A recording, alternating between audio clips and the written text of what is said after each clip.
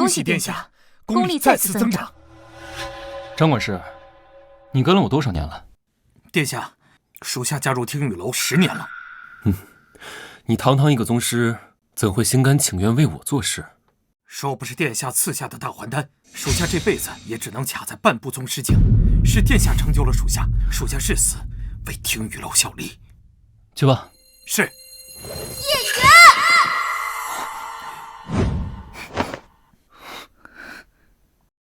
哎呀，许小姐，你不能进去！许小姐，你不能进去啊！滚开！许小姐，哎呀，许小姐，你不能进去啊！哎，许小姐，哎，许小姐，叶瑄。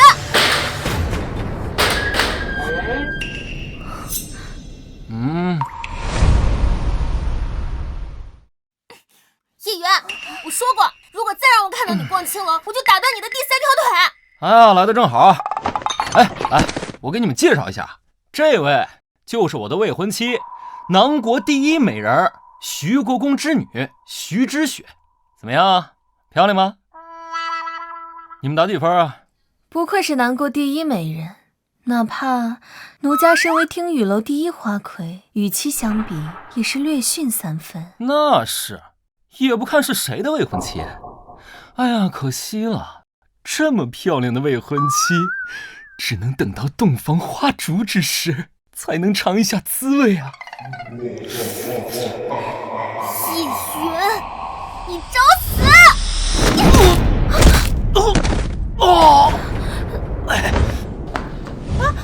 你去哪儿？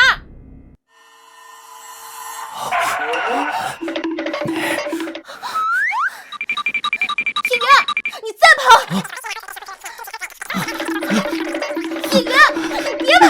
叶瑄，你给我站住！今天非要打断你的第3条腿不可！陛下，陛下，云儿今天被徐之雪给打了，还在养伤，你不能饶了云儿休养啊！陛下，陛下！陛下，这边，这边，小美人，别跑啊！要美殿下，这边，这儿呢。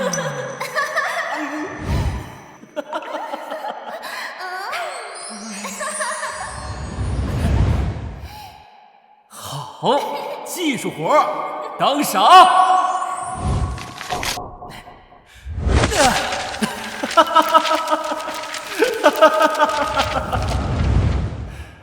殿下，殿下，殿下，9转大还丹马上就要练成了，真的？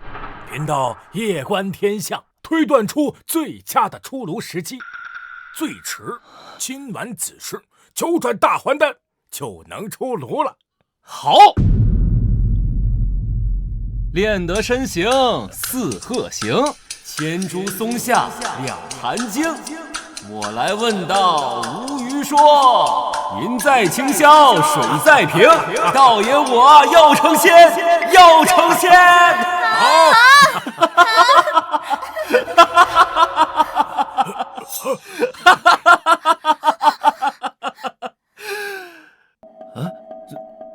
干什么啊？本皇子还没成仙呢，你们怎么都跪下了？云儿，云儿，这就是你说的啊？他在养伤。父皇，你来了也不说一声啊！你个逆子，给我跪下！你养道士练仙丹，招妓进宫，白日宣淫暴学无术，荒唐，简直是荒唐啊！现在更是传的整个京城所有权贵都知道了，皇室的脸都被你给丢尽了。谁让他把那个破丹炉拿回来的？你们知不知道？他为了练那个什么狗屁仙丹，几个月前失火烧了乾定殿。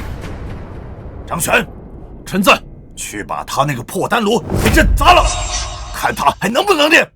是。等等，父皇，你把我贬为庶民也好，发配边疆也好，唯独这炉子你不能动。朕就动了，怎么着？你若是动了，我就和你断绝父子关系。你个逆子，我今天要砍了你！陛下，万万不可！可呀！再怎么说，云儿也是您的亲生骨肉啊！你看看啊，你看看你把他惯的，都快给他养废了。过几日就是诸国大比了，让他去，他能行吗？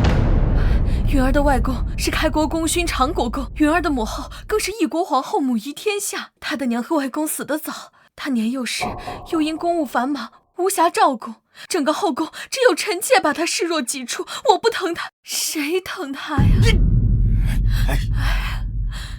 长国公立下不世之功，难道还不能保他的孙子一生无忧吗？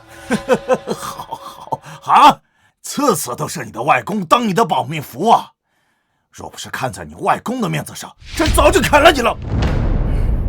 来人，把这个不孝子给朕赶出皇宫，把他赶到他那个破道观里住一辈子。从今往后，朕不想看到这个逆子，让他有多远滚多远。什么？父皇，你让我搬出宫去住进那道观里去？哼，没错。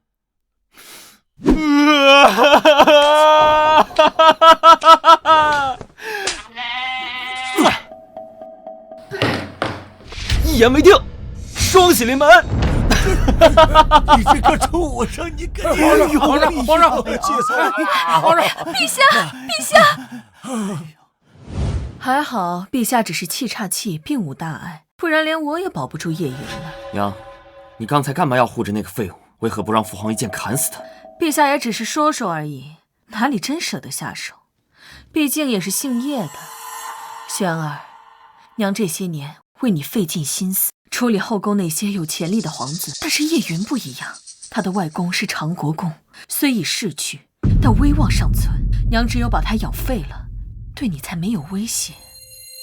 轩儿，你只有成为陛下眼中最出色的皇子，这储君之位，自然而然就是你的。娘，我明白了。殿下，那我们现在接着奏乐，接着舞吗？你觉得本皇子还有心情吗？李道长留下，其他所有人，都滚！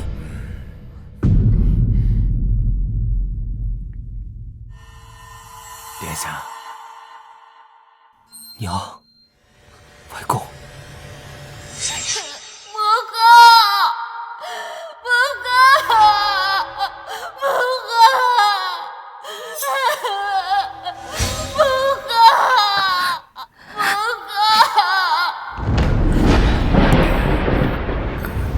七皇子莫名被毒蛇咬死，五皇子在房中猝死，三皇子西巡时从马背上摔死，四皇子参加皇家狩猎时失足掉湖里淹死。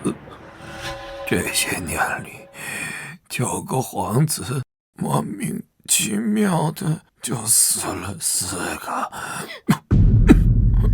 外公害怕呀，怕你成为第5个。云儿，你天资聪颖，文武双全，可外公死后再也没有人能护着你了。切记呀，从今往后你万不可锋芒太盛，你要忍，要装，更要藏。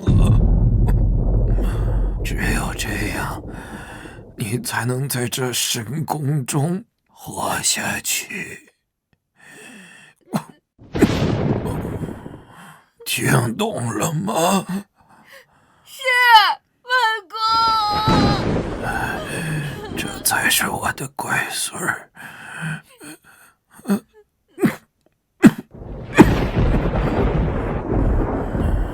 云儿，你是个聪明的孩子，外公是病死的，可你娘不是病死的，她是被奸夫所害。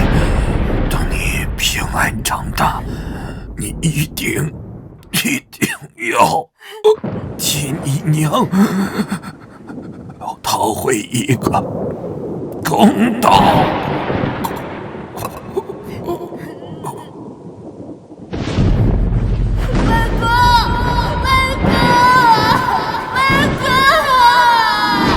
外公，我一定替娘讨回一个公道。气死我了！气死我了！这个臭小子啊，在皇宫里建道观、养道士、炼仙丹也就罢了啊，竟然在皇宫外面造妓院、圈养花魁，整天花天酒地，还梦想着要成仙，荒唐，简直太荒唐！陛下，息怒啊！息怒？我如何息怒啊？啊！如果朕的皇子都像这种顶天的废物，如何在比武场上赢那些蛮子，靠那些权贵的子弟吗？你说九皇子啊，小时候也明明是一个品学兼优的好孩子，怎么现在变成这个样子？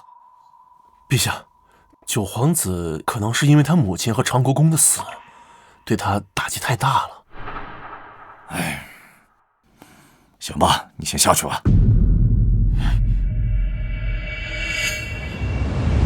指望你们这些皇子，还不如指望母猪会上树，到头来还得靠朕自己。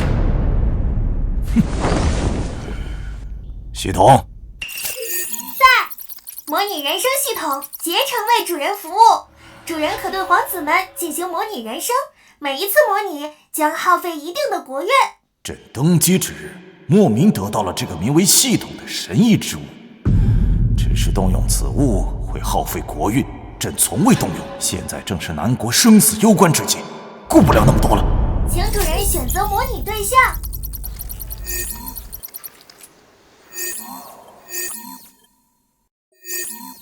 叶延之。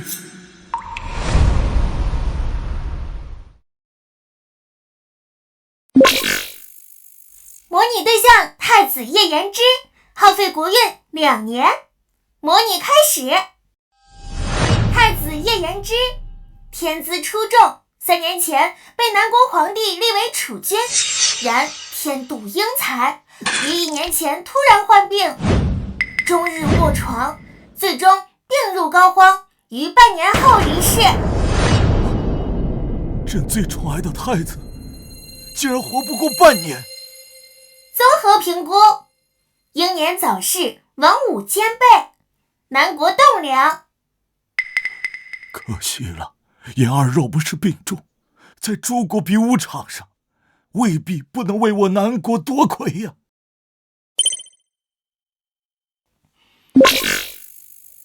模拟对象八皇子叶无忌，耗费国运1年3个月。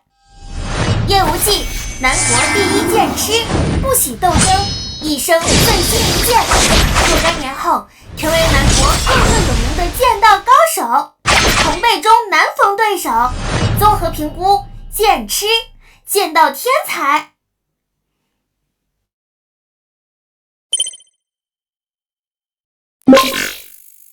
模拟对象二皇子叶轩，耗费国运1年6个月。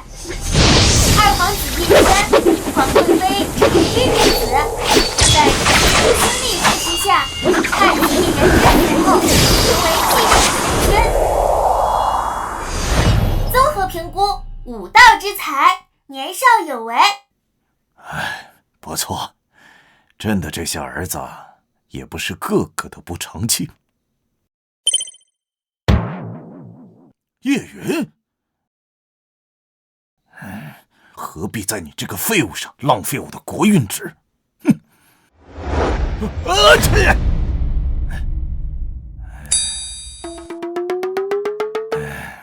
罢了，那就让朕看看你到底有多烂。九皇子叶元，耗费国运50年。这什么？模拟这个废物，耗费我50年的国运。模拟这个废物，耗费我50年的国运。你这他在干什么？又怎么会修炼呢？叶云，南国九皇子，其外公乃是南国开国功勋长国公，母亲乃是开国皇后吴素。叶云自小天资聪颖，文武双全，备受长国公与吴素的宠爱，亦被南国皇帝看好。然吴素遭人毒杀，长国公也在不久后病逝。长国公病逝前交代叶云，莫不可封王太路，要学会隐忍，避免与其他皇子一样遭到毒害。叶云谨听嘱咐，从此借着皇贵妃的庇护，装疯卖傻，暗中修行。5岁迈入了宗师境，8岁突破了万上境，18岁时丹道与剑道便是南国第1人，纵横天下，世间无敌。10年后，南国遭到3国围攻，南国国门将破之际，叶云独自一人，一剑破甲，也不签令，下令3国大军。在叶轩登基后，叶云跳脱朝堂，逍遥于江湖，并以仙丹不断续命，最终享年286岁，成为流传万世的传说。综合评估，南国第1剑仙正统天师道丹圣，绝代天骄。这个顽固，居然是剑仙！不行，朕第一次动用这个所谓的系统，模拟的内容未必是真的，朕得好好验证一下。张璇，陛下，有何吩咐？你去试探一下九皇子。九皇子，陛下，前段时间九皇子被徐国公之女在大街上撵着打都没还手，我如何试探？差点忘了，这小子一直在藏拙。就算想试探，他要是不还手，还怎么试探？他不是对他那些炼丹的东西比我这个当爹的还要亲吗？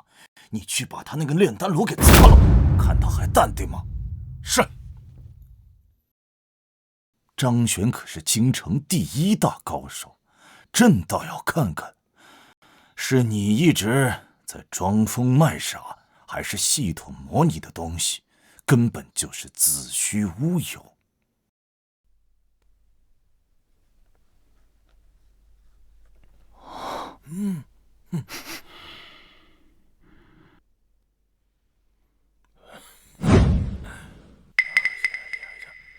殿下，这批仙丹今晚子时就能出炉了。好，你先退下吧，九转大还丹至关重要，我要亲自盯着。是。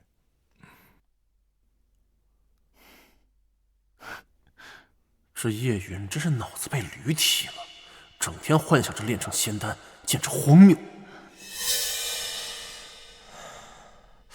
这丹房怎么这么热呀？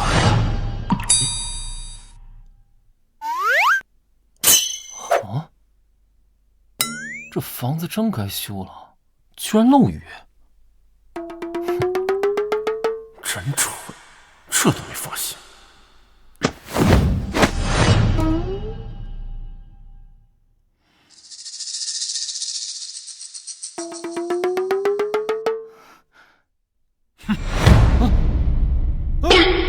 你是谁？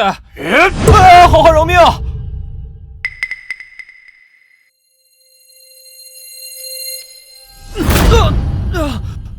来人，有贼！护驾！护驾！你要干什么？他不是对他那些炼丹的东西比我这个当爹的还要亲吗？你去把他那个炼丹炉给砸了，看他还淡定吗？你要干什么？有话好好说，别动我的丹炉啊！你要钱是吧？多少钱我都给你，多少钱我都给你啊！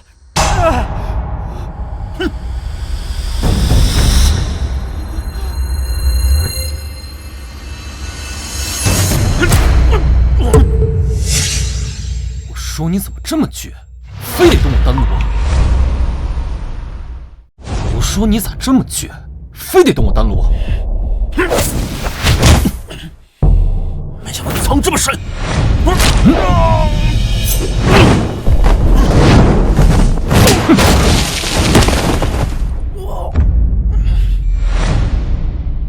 动我可以，动我的丹炉得死。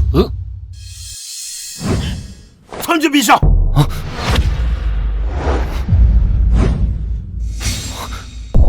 无名小贼，算你跑得快。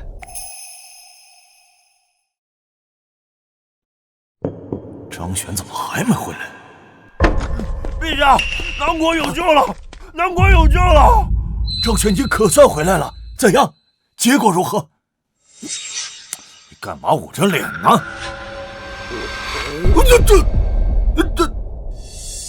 这是谁把你打成这样的？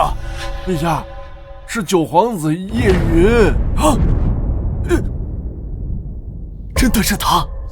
陛下，臣和九皇子当时大战了300回合，不分伯仲。臣顾及九皇子的身份，也照顾九皇子的面子，怕伤了九皇子，所以臣一时大意。哎呀，你跟老九大战了300回合，也没那么多。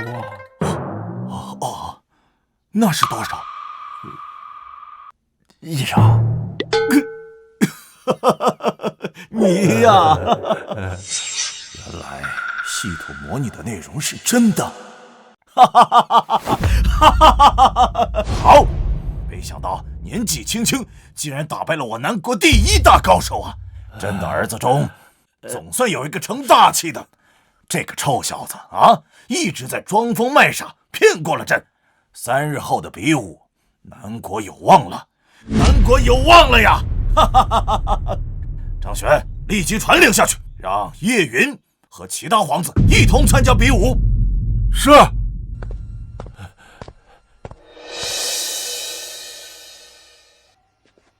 娘，我们何必在这个废物身上浪费时间？2次3番就过来看望他。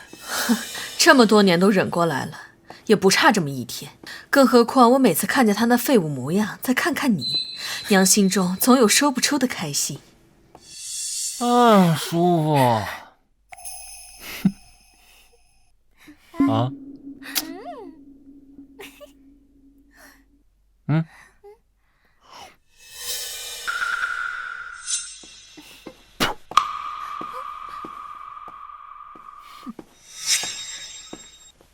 圣旨到。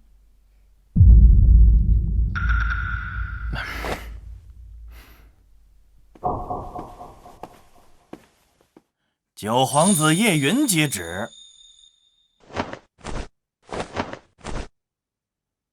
奉天承运皇帝诏曰，令九皇子叶云参加3日后诸国比武，钦此。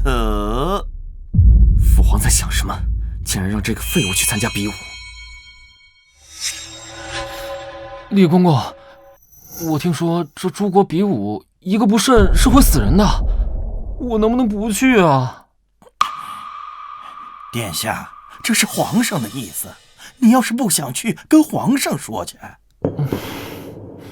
接旨吧，殿下。臣领旨。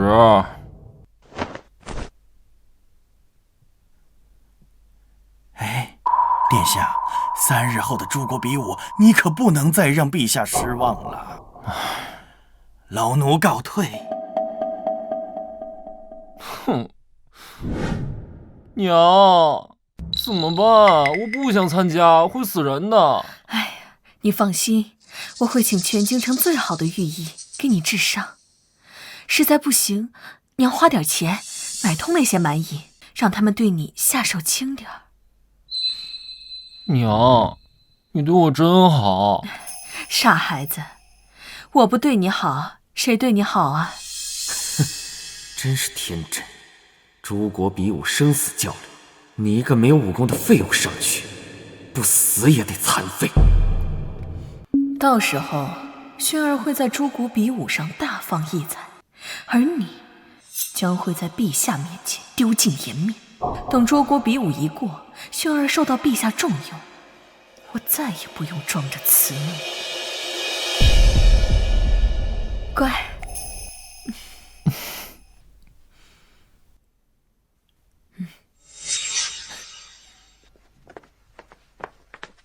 父皇脑子进水了，让我一个纨绔废柴去参加比武。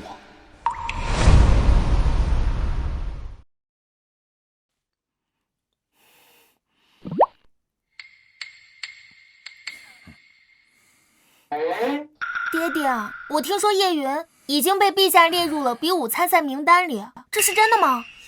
怎么，你前几天不是还在大街上追着人家打吗？这个时候替他着急了？你不是不喜欢他，不想嫁给他吗？等他在诸国比武上被人打死，连退婚都省了。爹，小时候的叶云不是这样的，那时候的他天资聪颖，文武双全，也不知道为何他是现在才这样的。怎么，你还指望那个纨绔废物浪子回头啊？再说了，南国又不缺这么一个纨绔皇子，死了就死了吧。爹，我不管，无论如何，我和叶云也是青梅竹马，还有婚约在身，求爹您想想办法，向陛下求情，让他取消叶云的比赛资格。哼，皇帝金口玉言，那圣旨岂能是你我修改得了的吗？爹，我求你了，你想想办法嘛。够了！我说你这丫头啊，与其替那个废物在这儿担心，还不如趁这个时间多练练，想办法怎么打赢那些蛮夷，为我徐家争气，为我南国争光。你好自为之吧。哼。哎呦！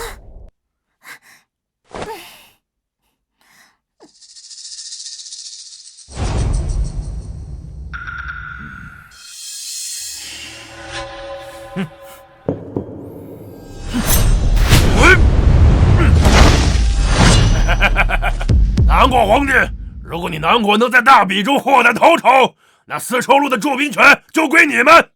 可是你们要是输了，我南国不会输。想不到南国皇帝竟然如此自信。哼，虚张声势，南国地广人多，却是以文治国。对付南国这些权贵武者，八狐狸一个人就够了。哼，有老九在，朕想输都难。南国的权贵子弟们，你们谁先上啊？我们南国可不是好欺负的，我跟你打。慢着，上台的人选朕来定。哼，南国皇帝，这是矮子里边挑高个吗？啊！哈哈哈哈！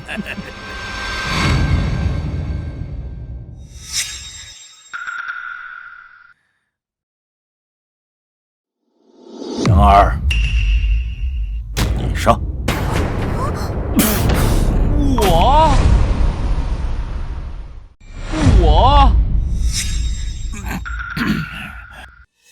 陛下，你没搞错吧？你居然要让这个废物第一个去！父皇为何突然对九弟态度大变？莫非九弟彻底惹恼了父皇，连父皇都不想要这个儿子了，所以让他去送死？父皇，不可呀！九弟再怎么荒唐惹事，可他毕竟是您的亲儿子，父皇怎么忍心让九弟上去送死啊？不行，陛下，万万不可呀！云儿再怎么说也是您的亲生骨肉，不行，我不同意。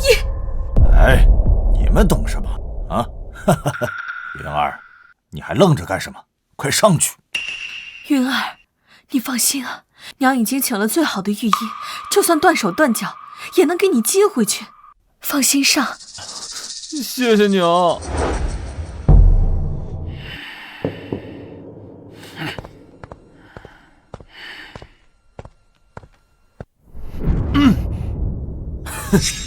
八忽烈可是大魏国的皇子，天生神力，力能扛鼎。叶云这个废物上去，不死也得残废。叶云，小心！哎呀，平时只知道花天酒地，不勤于练武，如今上台只能找死，活该呀！张选，你觉得叶云有无胜算？陛下，根据臣前几日受的伤推测，2周之内，这个八狐烈必死。稳了！南国竟然派你这个废物上来了！你过来呀！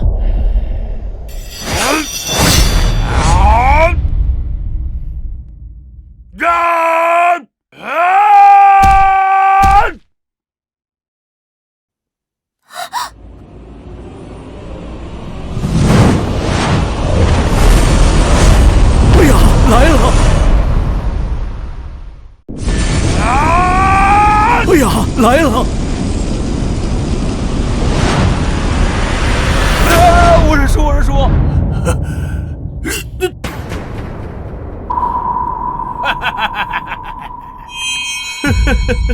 南国皇帝，这就是你口中所说能横扫我们三国的高手吗？怎么不战而降了？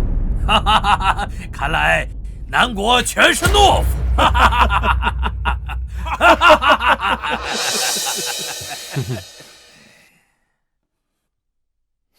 哎呦，这个废物，简直把我们南国的脸给丢尽了。陛下就不应该让他先上的。哎呀，你说他这怎么就投降了呢？陛下，叶云既然身怀绝世武功，定然是有他不出手的理由。不出手的理由。然长国公病逝，病逝前交代叶云，莫不可锋芒太露，要学会隐忍，免得与其他皇子一样遭到毒害。朕明白云儿为什么要藏拙了。哈哈，怎么？难道你们南国一个也没能打的吗？我来！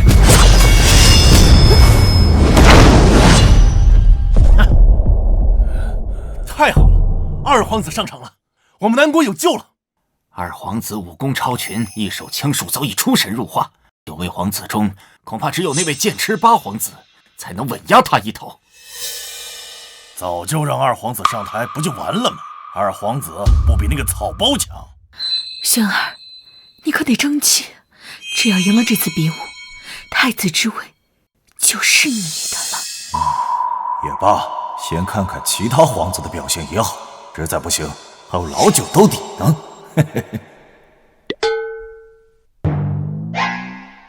不对吧？父皇怎么看我的眼神不对劲儿啊？还不行！找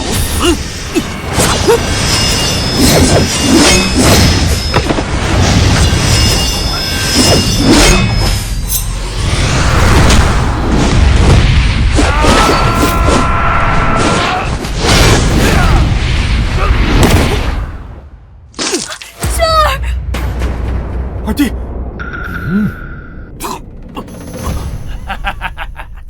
好，连二皇子也不是他的对手，这蛮夷的实力也太强了吧？怎么会？看来其他人指我不上。叶云，你不就是要自保吗？朕给你权力，给你兵马，你就不用再装了。看来你们南国全都是废物，没有一个能打的。南国皇帝，既然你们南国人如此废物，还比什么武啊？从一开始，你们就应该把丝绸路的驻军撤走，那里是属于我们北方国度的地盘。是啊，是啊，废物的国家就该有窝囊的样子，跟我们拼，你们有那个实力吗？哈哈哈哈哈！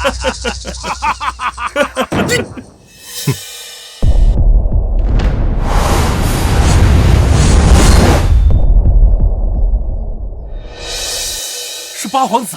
八皇子可是南国第一剑痴，不惜争斗，醉心剑道。以他的天赋，将来几十年问剑宗师也未尝不可呀。朕倒是忘了，还有他。他终于要出手了吗？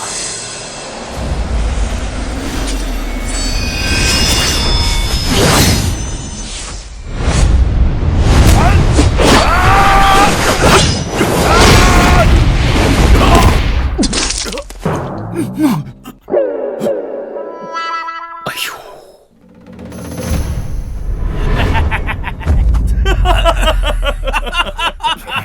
哎呦！连最强的皇子都不是拔狐狸的对手，这是天要亡我南国呀！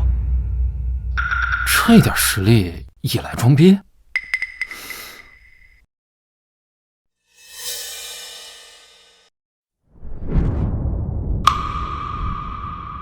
看来只能靠他了。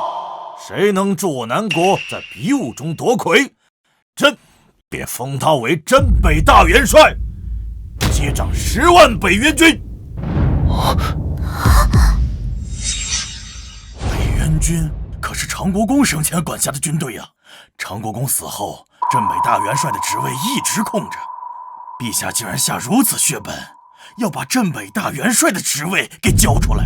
北元军一骑当十，如果接管了北元军，岂不是相当于接管了100万大军？就算陛下许以重礼，这些蛮夷的实力如此恐怖，想要夺魁，那也是难如登天呐。这下，朕就不相信你还不心动。这时候想着封赏，早干嘛去了？南国皇帝急了。元军镇北大元帅，外公生前掌管的大军，这可是实打实的实权。有了这支军队，我还何惧皇贵妃那老妖婆？陛下，此话当真？哼，上高了。君子一言，驷马难追。好。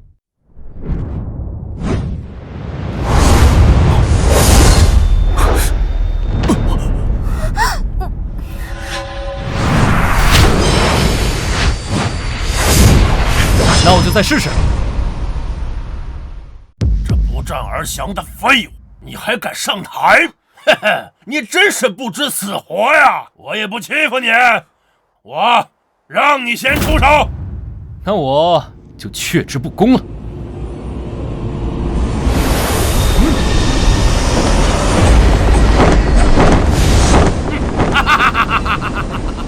这细胳膊细腿的，装的有模有样。哎，往这儿看，有点人朝这儿看，看死我呀！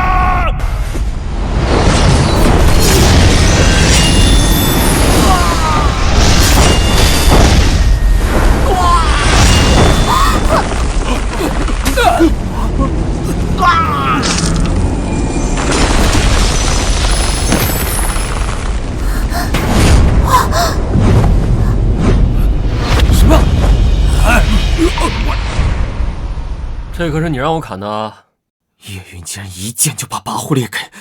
拔胡烈可是半步宗师啊，居然接不住他一剑。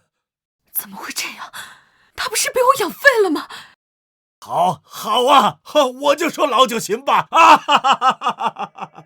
看来还是我低估他了，杀拔胡烈根本用不了2招，1招足矣。爹，叶云赢了，叶云赢了！南国皇帝，你们竟然杀了拔胡烈皇子，你们是要与我们3国开战吗？哼！诸国比武，刀剑无眼，生死自负。他自己死了，是他学艺不精。难道你们还想不认账吗？你，南国皇帝，别高兴得太早。拔胡烈背后的大魏国，是我们3国之中最弱的一国。拔胡烈也是我们3人中最弱的一人。娘，他们说的没错，鲜卑国和准噶尔国实力远强于大魏国，最后的结果还不一定呢。叶云，你可真能藏，是本宫看走眼。那就来吧，你们一块上，我赶时间。你，九弟小心啊！鲜卑国和准噶尔国都是以武治国，这2人是2国年轻一代的最强者。没错呀，乌尔奋乃准噶尔王国大皇子啊，素来以一身蛮力著称。据说他3岁就能举起100斤巨鼎，8岁就可以手撕猛兽啊！如今他年纪轻轻就达到了宗师境，巴尔特与他也不分伯仲啊！什么？这2人竟然都是宗师？2位宗师联手，九皇子怕难以是对手啊！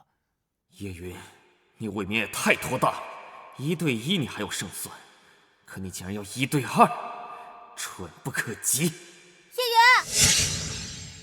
如果你赢了，我就嫁给你。陛下，看来您对九皇子很有信心啊。只要老九不放水，南国就不会输。哼，元儿，你放心大胆的打，打死了父王的。对付你们就不用武器了。都说你们以武治国，民风彪悍，可本皇子也略懂一点武功，有什么问题吗？不知死活！哎，小杰！呀！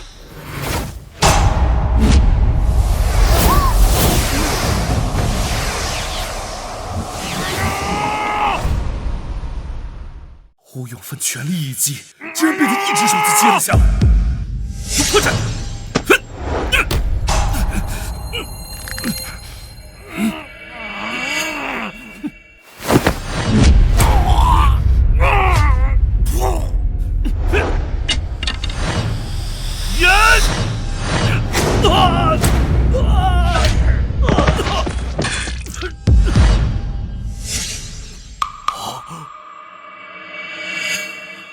也不行啊，你们！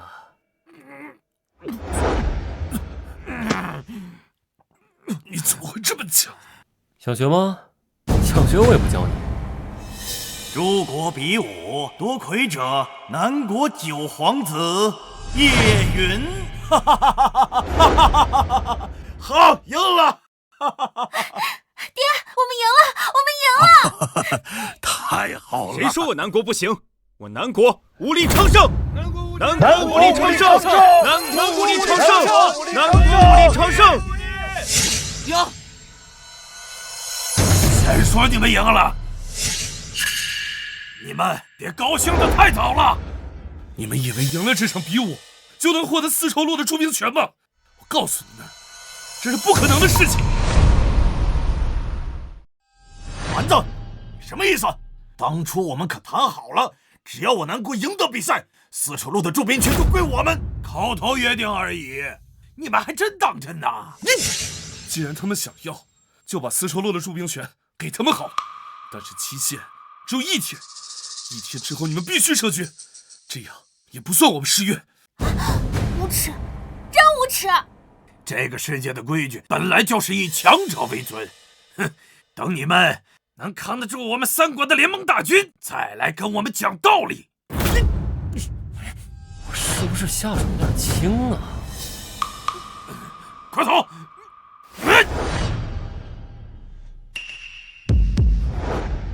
父皇是否要追？陛下，万万不可呀！我们已经失手错杀了大魏国皇子跋扈烈，仅此一人，还尚有余地。若再将对2国皇子下手，必将惹怒3国，届时我南国将处于大不利之境地。如此代价，我南国恐怕担当不住啊！还望陛下三思啊！好了，不说这些晦气的东西了。这次老九替我南国夺魁，居功甚伟呀！朕一定要重重有赏。就算3国反悔，有老九在，我南国失去的东西，朕还夺不回来吗？想走？南国是你们想来就来、想走就走的吗？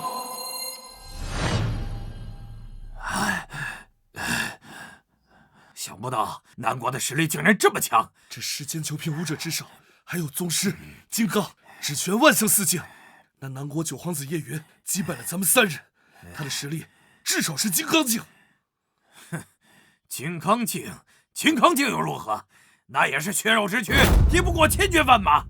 等我们回去，就让父皇起兵，踏平南国。好。您是谁？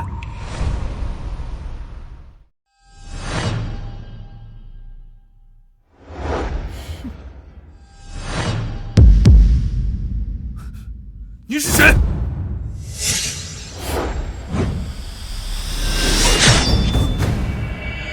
啊！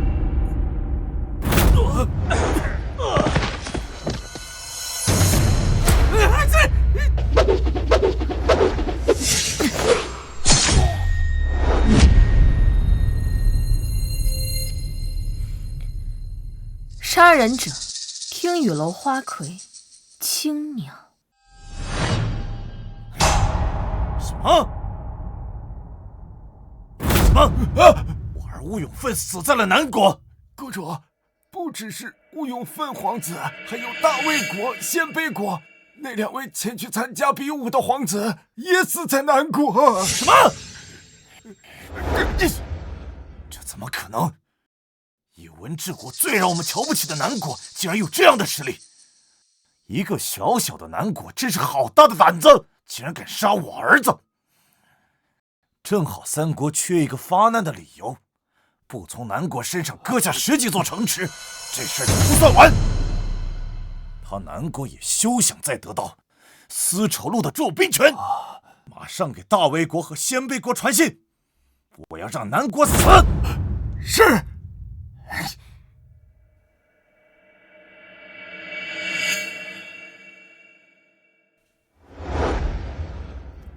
做得好，殿下，这都是青鸟分内之事。这是我最新炼制的9品大还丹，应该能助你突破金刚境。这就是比之前殿下赐给张管事的8品大还丹还要厉害的9品大还丹，好浓的药香。张嘴。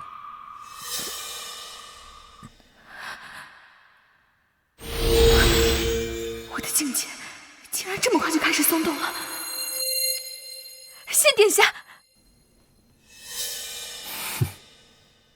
外公，我终于有机会为娘沉冤昭雪了。叶远，叶远，叶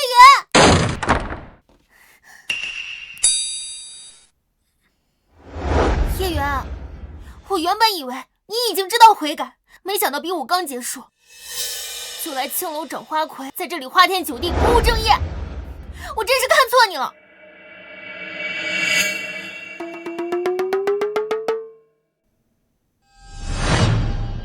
我记得某人说过，比武大会结束之后，若是我赢了，就会嫁给我。这话还做不做说？叶远，你不要以为你比武夺魁救了南国就可以得意忘形。你要是不改当初，我还是会一样讨厌你。我告诉你啊，吴永凤和巴尔特在回国的时候惨遭劫杀，此事已经闹得朝野震动。你身为南国的皇子，难道不应该为陛下分忧，为南国分忧吗？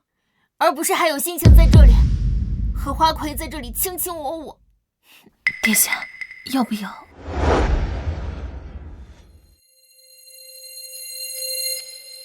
回答我刚才的问题。他怎么变得那么霸道？当然作数。那既然作为我的未婚妻，怎么能如此不懂事？哼！你明知道听雨楼是我的产业，这青鸟是我听雨楼的花魁，也是我的下属。他最近表现得不错，我给他一点鼓励，有什么问题吗？没问题。那下次就不要打扰我在听雨楼与青鸟议事。下不为例。明明是我差点捉奸在床，怎么变成是我的错了？岂有此理！在我面前装了10几年，连我也被他骗了过去。娘，明日的朝会上，父皇就会给叶云封赏。若是叶云得父皇器重，这太子的位置，哼，区区纨绔，不过会点拳脚功夫而已，还掀不起什么风浪。轩儿，这些年，娘在朝中笼络了不少朝廷重臣。明日晨会，你只要向叶云发难，朝廷重臣都会站在你这一边。我就不信，凭他一人能敌过满朝文武。轩儿，你要记住，千万不能让他当上这个镇北大元帅。一旦让他掌握了实权，我们的好日子可就到头了。好。九皇子，太子他要说话了。娘，咱们慈宁宫给太子用药材快用完了，等一下让下人补一补库存。太子这顽症痼疾，得加大药量，好好治一治。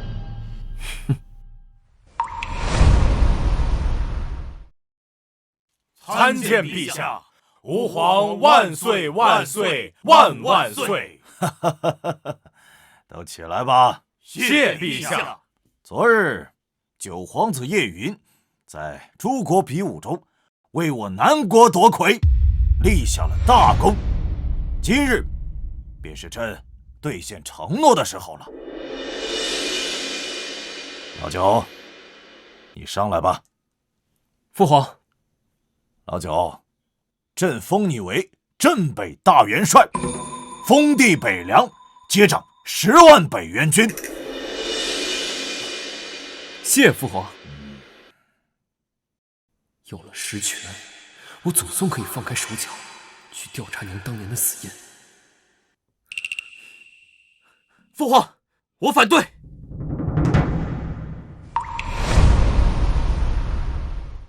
父皇，我反对。老二，你有什么异议吗？父皇，儿臣认为，叶云不适合担任镇北大元帅之位，更不适合接掌10万北元军。哦，父皇，叶云年纪尚小，才不过弱冠之年，若是太早上任，恐怕难以服众。而且，在诸国比武大会结束后，叶云便前往听雨楼那种花月场所饮酒作乐，纨绔性子依旧未改。如此这般纨绔，上任之后又如何能领军带兵？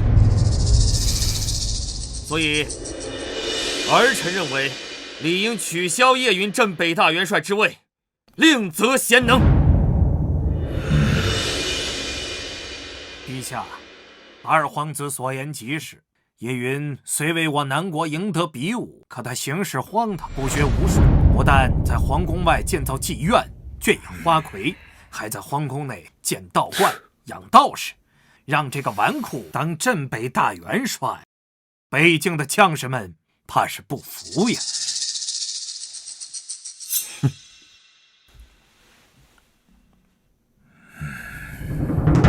不错，陛下，不服是小，以他这般纨绔的性子，陛下，臣唯恐九皇子到北元军上任不出半年，就把北元军的军纪给败坏了。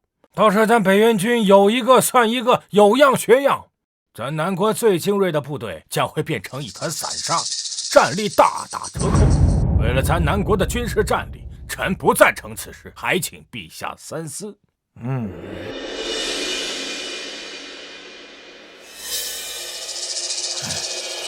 们难道要让朕食言不成？臣不敢。如果陛下非要让九皇子当这镇北大元帅，也不在这一时。臣建议让九皇子先去北境边关历练3年，磨砺磨砺性子。等九皇子通过了考验，再言封赏也不为迟。刘尚书，你怎么不让你的儿子去北京磨砺性子呢？刘尚书，你怎么不让你儿子去北京磨砺性子呢？我刘二和的儿子个个知书达理，满腹经纶，都拥有大好仕途，参军入伍岂不是大材小用啊？我看是受不了参军的苦吧。你休要胡言！差点忘了，你大儿子正忙着娶第3房小妾，而你的二儿子整日在家中与娈童取乐，倒是满腹经纶，知书达理，懂得不少关于断袖之癖的学问。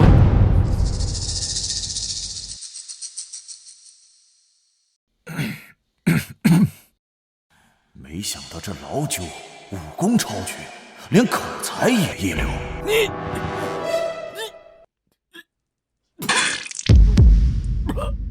叶云，这里是朝堂，你怎可口出污秽之语？孙大人，你说我不适合当镇北大元帅，那就让你儿子来当吧。不过你儿子倒是我听雨楼的常客呀，还在我那儿挂了20万两的账。我看您老还是先替他把账还了再说吧。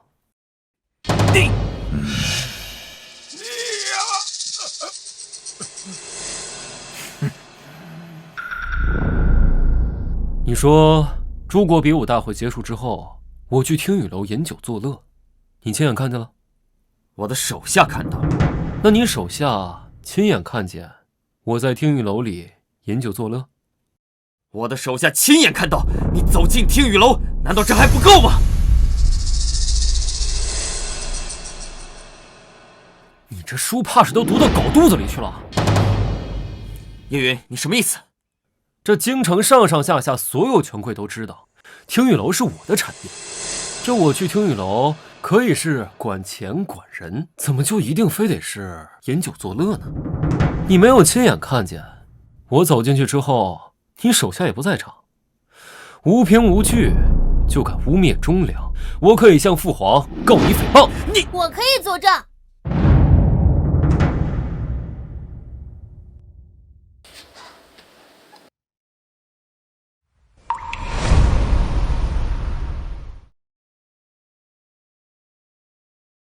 我可以作证，叶云进入听雨楼以后，只是管事，并无饮酒作乐。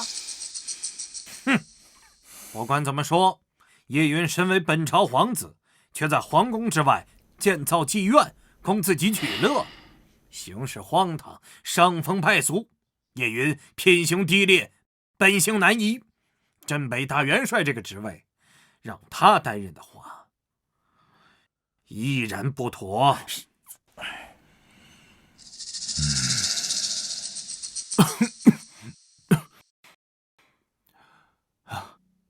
父皇，儿臣认为，九弟所开的听雨楼，名满京城，日进斗金，也纳足了税。如今我南国国库空缺，九弟的产业也算是为我南国做了一份贡献。倘若九弟能够收一收往日的性子，未必就不能担任镇北大元帅一职。大哥说的对，九弟比我们任何人都强，他配得上这个位置。是啊，陛下，九皇子在比武大会上胜过三国联盟，一鸣惊人，可以见证九皇子的能力。若是九皇子能够改过自新，日后必受南国之栋梁啊！陛下，我也认为应该给叶云一个机会。老九，你的为人朕还不清楚吗？朕知道，之前你的一切都是装的，朕信得过你。徐国公这对父女，平日里不是对这纨绔十分厌恶吗？怎么突然开始为他说话？不行，绝不能让叶云得逞。父王，不能给叶云封赏。够了！从即日起，叶云便是北凉大元帅，执掌10万北援军，镇守北凉边境，朕意已决，无需再议。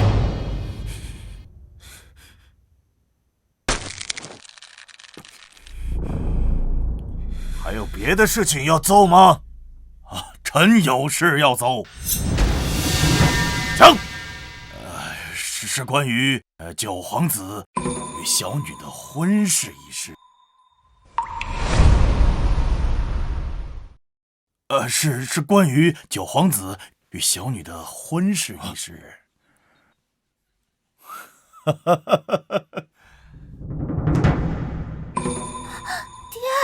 九皇子与小女徐之雪自幼便有婚约，二人如今已经到了适婚之龄，臣恳请陛下将二人的婚事尽早提上日程。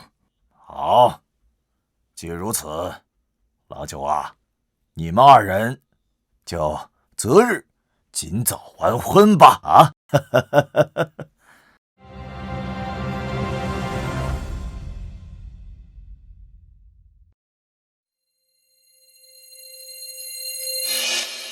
奇怪，之前徐国公不是一直想方设法阻拦这门婚事吗？怎么现在却急着把徐之雪往外送啊？这你就不懂了吧？今后九皇子可是镇北大元帅，官职不比徐国公差，又身怀绝世武功，这可是妥妥的金龟婿呀！难怪人家是徐国公，果然姜还是老的辣呀！陛下。如今三国蛮夷反悔，不让我南国在丝绸路驻兵，且三国皇子还死在了我南国，恐怕会惹怒三国呀。如今当务之急是解决这两件事，而不是这些儿女情长。老九，你怎么看？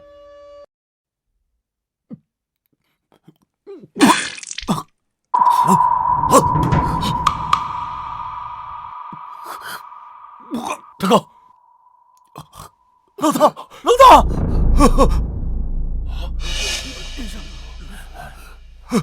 老大，老大！父皇，儿臣恐怕不能继续在父皇身边尽孝了。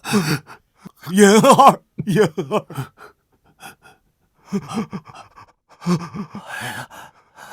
太子叶延之天资出众，3年前被南宫皇帝立为储君，然天妒英才，于1年前突然患病，终日卧床，最终病入膏肓，于半年后离世。系统模拟的内容要成真了！太医，传太医，传太医，快传太医啊！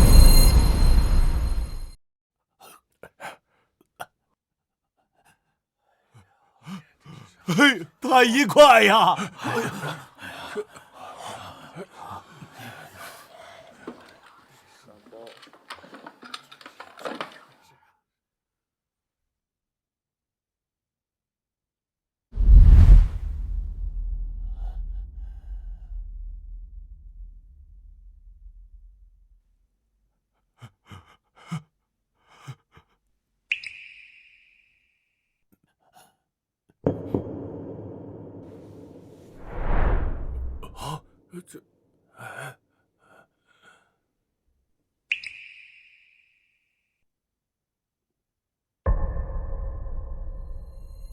陛下，太子的顽疾已渗入心脉，恐怕活不过今日。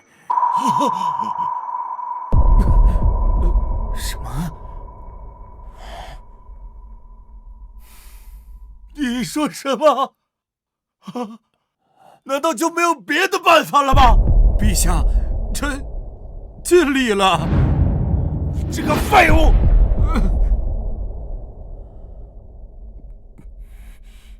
父皇，让儿臣试试。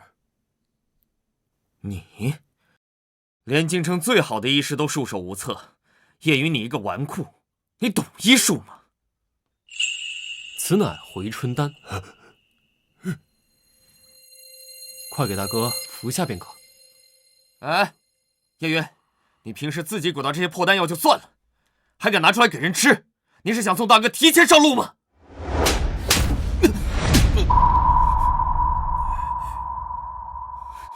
你敢打我？什么都不懂，别说话。你，父皇他好了，既然没有别的办法，那就先试一试老九的法子。太医，是。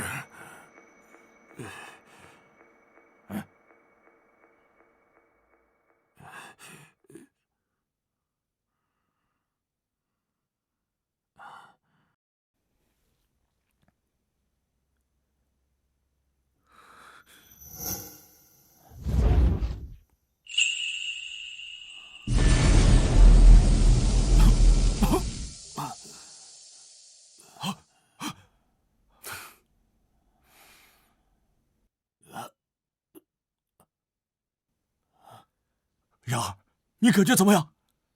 我感觉好多了。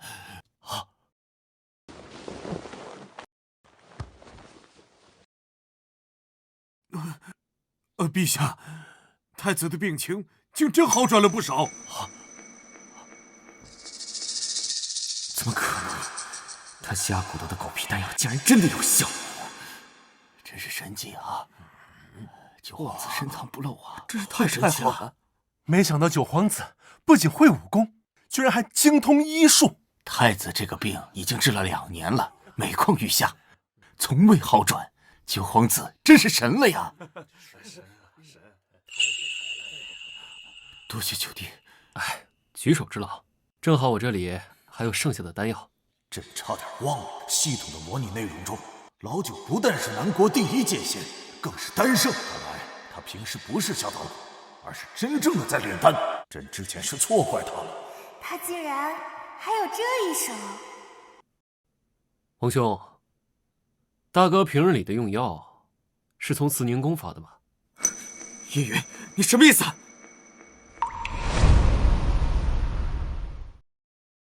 叶云，你什么意思？2年前，大哥突发恶疾，全城的医师都束手无策。这自从慈宁宫的药日复一日送入大哥口中，大哥的病便越来越重。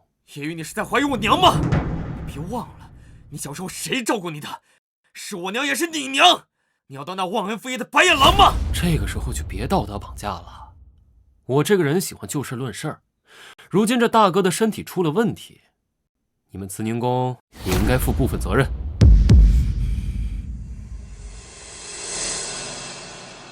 九弟，皇贵妃颇受父皇宠爱，不是皇后胜似皇后，乃是后宫之主啊。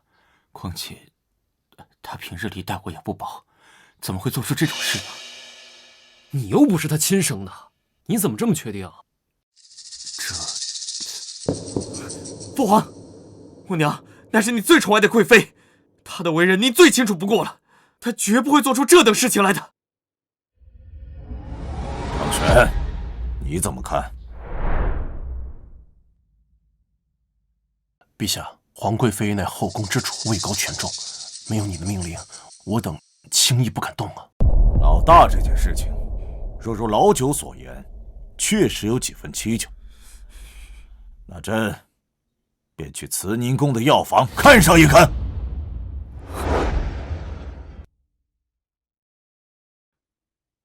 娘，娘，娘，不好了，不好了！什么事儿？慌慌张张的。父皇开始怀疑您了，他带人去查慈宁宫的药房了。什么时候来？已经在路上了。什么？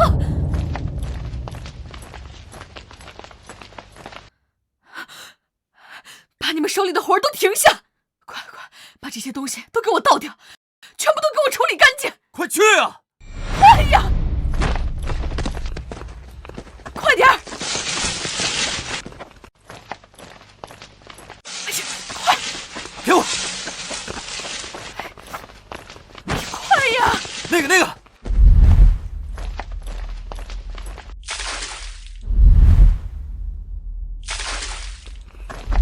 快！全部都给我处理干净啊！把什么处理干净啊？父皇，陛下，陛下，父皇，陛下，您怎么来了？你刚才说要把什么处理干净啊？啊？说话呀！说。陛下，陛下，陛下，三国使臣到了，说是有要事找您商议。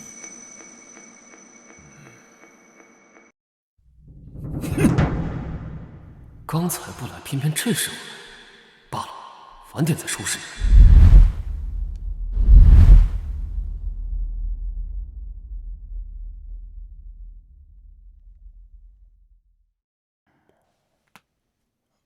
南国皇帝，我三国3位皇子都死在了你南国，这件事你必须给我们一个交代。诸国比武本就是刀剑无眼，生死自负，他们几个死了，可怪不得任何人，更何况是你们反悔在先，明明就谈好了，只要赢得比武，丝绸路的驻兵权就归我们，可你们呢？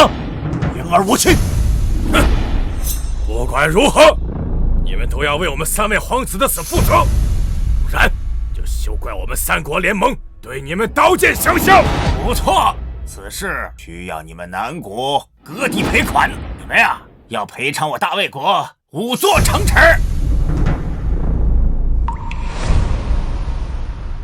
你们呀要赔偿我大魏国5座城池。2车皇子乃我鲜卑国主最宠爱的皇子，你们得至少赔偿我鲜卑国15座城池。荒谬！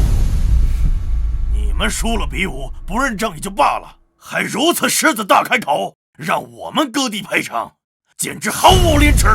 不错，你们到底讲不讲道理？道理，兵马就是这个世界上最大的道理。你们如果不赔偿，就等着我三国联盟的大军喝尽你们南国吧！陛下，三国联盟的兵力远在我南国之上，若是触怒了三国，后果不堪设想。不如就答应他们的条件，以作缓兵之计。是啊，陛下，孙大人说的有理。这么严苛的条件你都答应，你俩脑子被驴踢了？还是说你们收了他们什么好处？叶云，你莫要污蔑周臣。那你说该怎么办？若是三国联盟的大军压境，咱们南国如何抵御？这个责任，你担当得起吗？哼！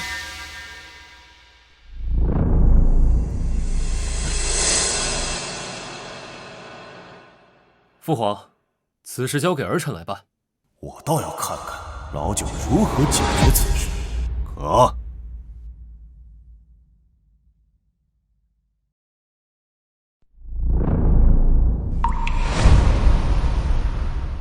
你说要让我们南国割地赔款，是又如何？这件事你们只有答应的份儿，不然要付出的代价，你们南国可承受不住啊！没错，小子，赶紧签了割地赔款的条约，然后再把你们南国的美女叫过来，晚上好吃好喝的伺候好我们。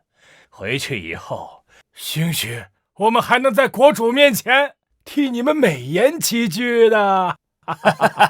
哎，晚上就让你们这南国第一美女来陪我们吧！荒谬！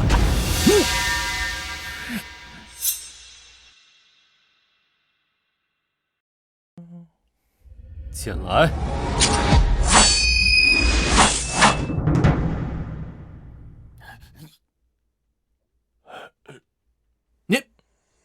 你要干什么？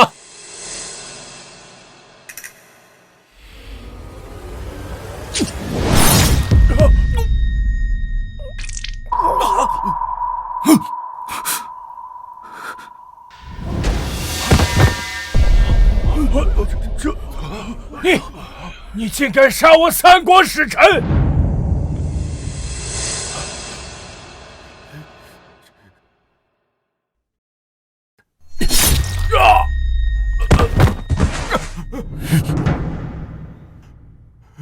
你们皇子我都杀得了，区区几个使臣，为何杀不得呀？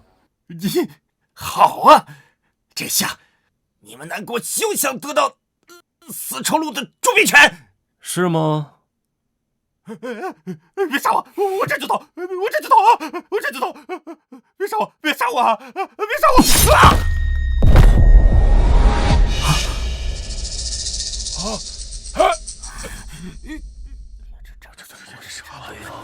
这太大胆了！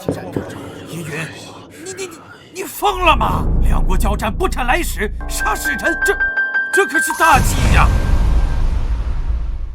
他们若是讲点道理，确实可以不杀，可他们非要在我面前跳，不处理了，留着过年吗？陛下，九皇子滥杀使臣，这可是大罪呀！他若三国开罪，后南国无以应对，还请陛下严惩。请陛下严惩，请陛下严惩。不好，叶云还是太过冲动了。老九，你给朕个解释。父皇，三国言而无信，说明从一开始就没打算让我们去丝绸之路驻军，如今更是狮子大开口，让我们割地赔款。儿臣认为三国野心重重，恐怕是冲着我们整个南国而来。你是说三国想吞并我们南国？父皇，三国愈发变得嚣张跋扈，若是一味妥协，只会让南国愈发被动，被慢慢蚕食干净，只是时间问题。老九，你有何良策吗？从古今来，对付外敌最有效直接的办法就是以武镇之。更何况，丝绸之路事关我南国经济命脉，无论如何也是要夺过来的。哼，说得轻巧。如今西域丝绸路有3国重兵把守，强行驻兵，必会被3国群起而攻之。他们能群攻，我们难道不能反击吗？反击？哼，你如何反击啊？父皇，儿臣愿率5000精骑前往丝绸之路，夺取驻兵权。如遇阻碍，以武镇之。如遇阻碍，以武镇之。 5000精骑，西域丝绸路可是各有3国分别驻扎了2万大军，加起来就是6万。你只用5000精骑，如何对付那6万大军？放心，我有把握。好，不愧是朕的好儿子，有胆魄。不过5000精骑有些少了，朕给你2万。不必了，父皇。若是都用2万精骑，也太看得起他们3国了。对付3国的驻兵，5000精骑足矣。这疯了吧？就算九皇子武功再强，仅凭5000精骑，怎么对付得了3国足6万驻兵啊？是啊，这怎么对付得了啊？老九究竟哪来的自信？罢了，就让朕看看老九究竟还能给我带来什么惊喜。好，元儿，既然你有如此胆魄，那么朕就信你一次。娘，你说这叶云怎么想的？只带5000精骑就敢去夺西域丝绸的驻兵权？他怎么想的我不知道，我只知道他现在深得陛下器重，而且那个小兔崽子似乎还察觉到了当年之事。要不是3国使臣来得及时，我们就完了。那接下来我们该怎么办？如今叶云得势，又有了实权，已经不好对付了。若再不尽快除掉他，恐怕死的就是我们了。他不是要外出吗？他外出的这段时间，已经足够做很多事情了。娘，你想做什么？他现在有陛下的背书，别说是你，就连我也很难动他。现在只有一个办法，真正除掉他，一劳永逸。什么办法？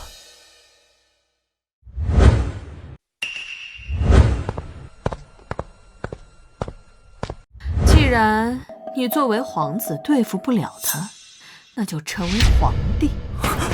皇帝？可我现在连储君都不是啊！放心，一切交给娘，计划也该提上日程。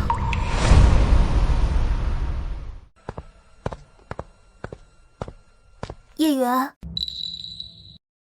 这么晚了还来找我，有事啊？叶元，你真的要去吗？怎么了？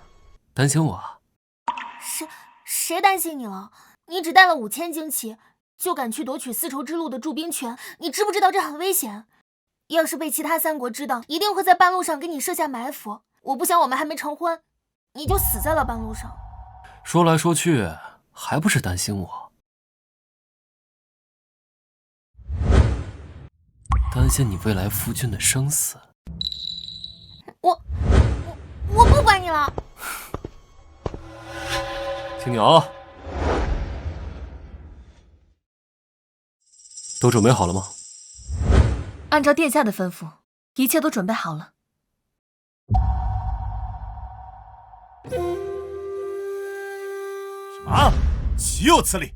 一个小小的南国，竟然敢杀我3个使臣！国主，杀死我3国使臣的人，正是南国9皇子叶云。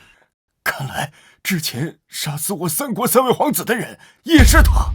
叶云，哼，好一个叶云！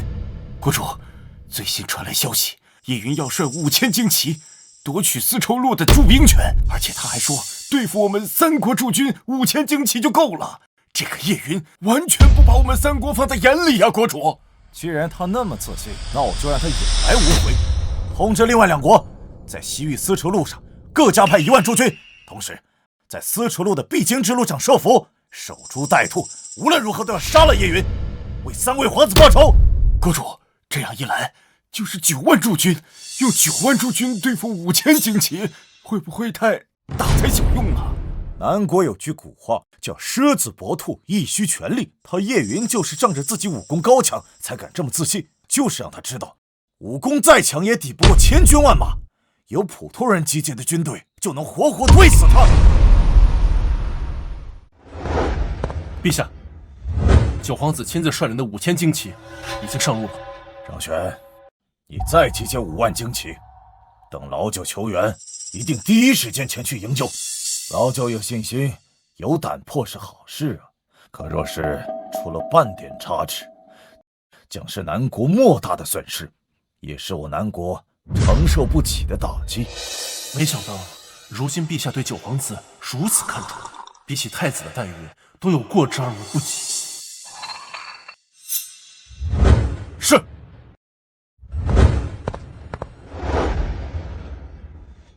娘，叶云已经离开京城了，那接下来我们该做什么？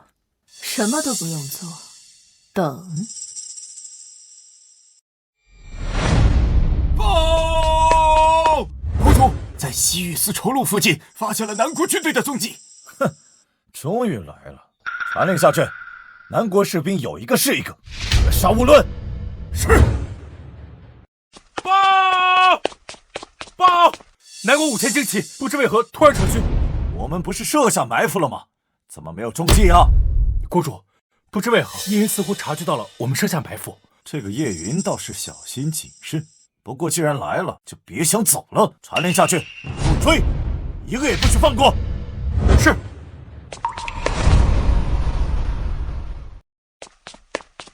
报！国主，有叶云率领的5000旌旗，始终与我军避而不战。这个叶云不是说对付我们三国只需要5000旌旗吗？怎么现在只会仓皇逃窜？真是个胆小鬼！殿下，我们为何一直要避战？这样如何夺取丝绸路的驻兵权？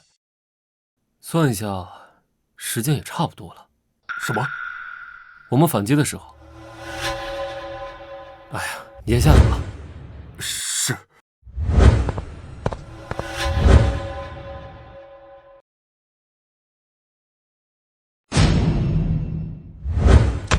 殿下，属下的任务完成了，接下来那边就看你的了。国主，国主，国主，国主，大事不好了！慌张什么？说，叶云率领的10万北越军正大举北下，直奔我国都而来。啊！叶云不是在西域丝绸路吗？怎么会出现在北方？不知啊，国主。北越军势如破竹，现在已经连破15座城池了，只差一步就攻入我们国都了。区区的10万北越军，你们都挡不住吗？国主，北越军一骑当十，叶云的实力又十分恐怖，他极擅长排兵布阵，我们实在是挡不住啊！废物，全都是废物！国主，北越军马上就要兵临城下，我等该如何是好啊？我等该如何是好啊？死守国都，马上向另外2国求援。是。现在求援，晚了。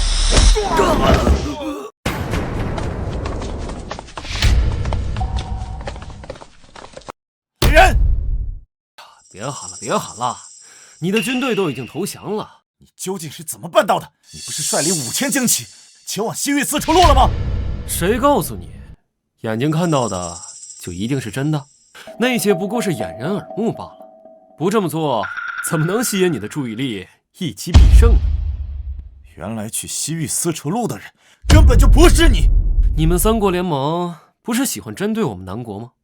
那我就先灭掉你们一国，这样我南国的压力就大大减轻了。对付你们这些外敌最有效、最直接的办法就是以武镇之。卑鄙！卑鄙！你们三国联盟针对我南国的时候，难道就不卑鄙了？更何况兵法诡也，这叫出奇制胜。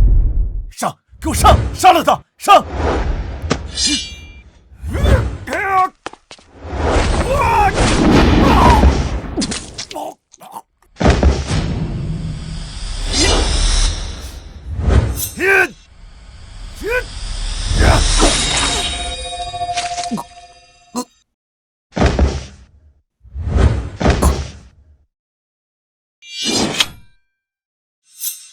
从今日起，再无准噶尔国。殿下威武！殿下威武！殿下威武！哈哈哈哈哈！好，这个老九好一张声东击西啊！一夺取丝绸驻兵权为引，反手就消灭了整个二国啊！陛下，九皇子这算不算擅自出兵？哎，无妨，朕相信等老九回来，一定会给朕一个满意的解释。整个二国可是三国中实力最强的一国，灭掉了整个二国，不但会减轻我南国的压力，而且还会威慑另外两国。无论如何，这都是奇功一件。等老九回来，朕一定要重重的赏。陛下，陛下，太子突发恶疾，吐血不止，恐怕是危在旦夕了。什么？哎呀，哎呀呀！太医，快！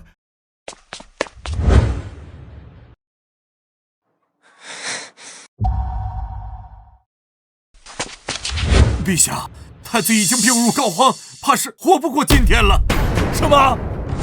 陛下，太子这疾病，怕是只有九皇子能治，而九皇子在外征战，想要赶回来，也需要约10天半月的时间。要是老九在就好了。杨儿，你还有什么话要对朕说的吗？父皇，2至4号，这出去的位置就空出来了。所有皇子，只有9弟的能力最为突出，而是希望太子能让9弟来打。哦，为父答应，答应。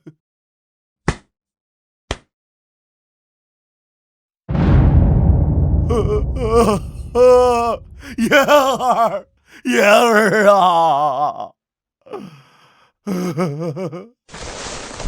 叶云，又是叶云。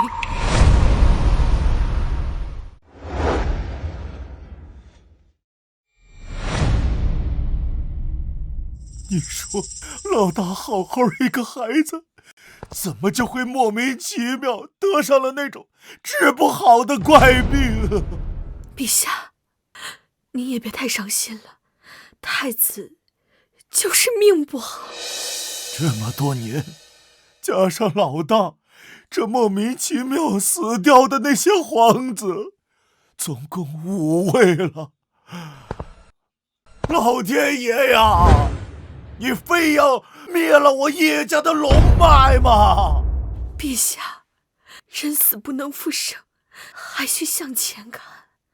太子意思，这储君之位便空下来了，您还是趁早从众皇子中选出合适的人选为好。朕答应过老大，会立叶云为储君。陛下，臣妾认为立叶云为新晋储君不妥。哪里不妥？叶云未经陛下允许，擅自起兵北征，如此行事，恐有反骨之嫌。如若立一个有反骨之人为储君，不仅会威胁到陛下，日后恐国家动荡。哼！老九出兵灭掉准噶尔国，功劳远在丝绸路驻兵权之上，难道这还不够吗？况且，朕也相信，老九回来之后，一定会给朕一个满意的解释。没想到短短时间，陛下对叶云的宠幸已经达到这等程度。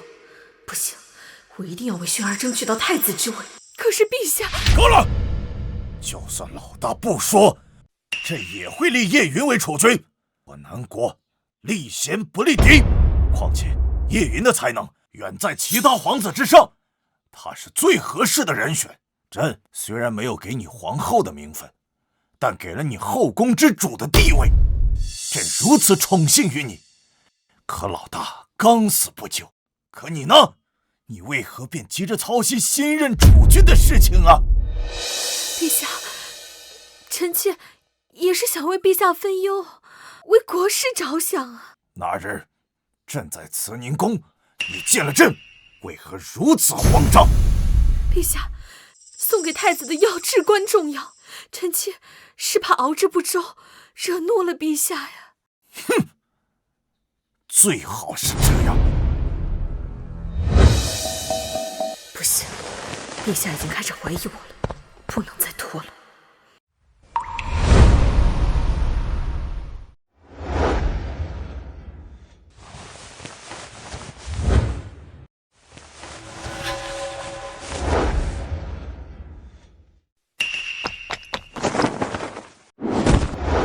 臣皇宫禁地擅闯者死。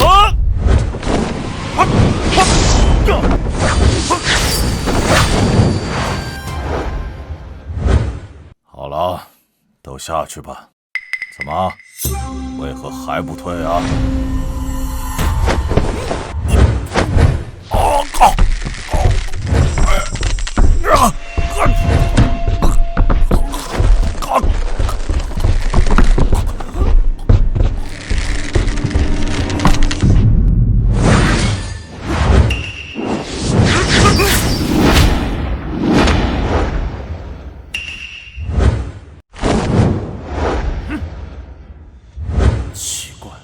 怎么感受不到陛下的气息了？不好！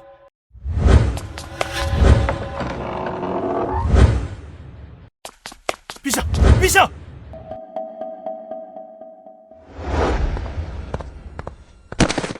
娘娘，事情办妥了。太好了，不愧是南国第二高手，不枉我始终留了这么一手，大计终于成了。娘，你真的把父皇给……不这样，你如何登上这王位？如何对付那叶云？若是等到叶云回来，只会让陛下对他的器重和信任更上一层楼，到时候就是你我的死期。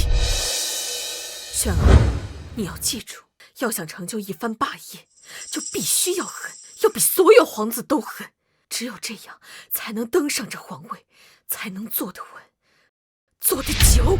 娘，我明白了。我已经命人修改了继位诏书，明日便会昭告天下，你为南国新任皇帝。到时候，为娘便会垂帘听政，尽力辅佐你。宣旨，奉天承运皇帝诏曰：朕自登基以来，奉天命而治天下，兢兢业业，不敢稍有懈怠。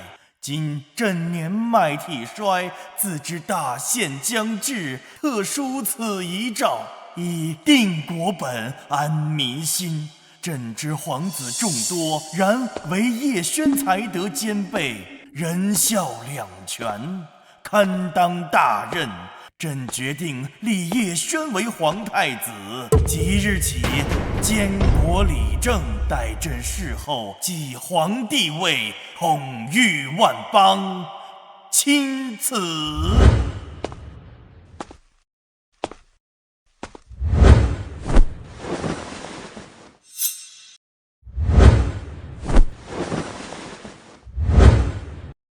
参见陛下！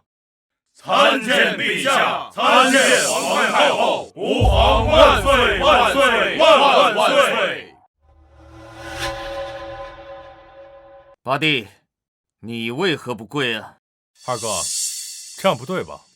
父皇答应了大哥，将九弟立为储君。就算父皇立了遗诏，这位置应该也是九弟来做，而不是你。难道就不能是父皇改主意了吗？不错。二哥，你觉得父皇会这么蠢吗？九弟各方面都比你强，父皇会传位你？诸位，太子前脚刚死，父皇后脚就离世，这事你们不觉得奇怪吗？放肆！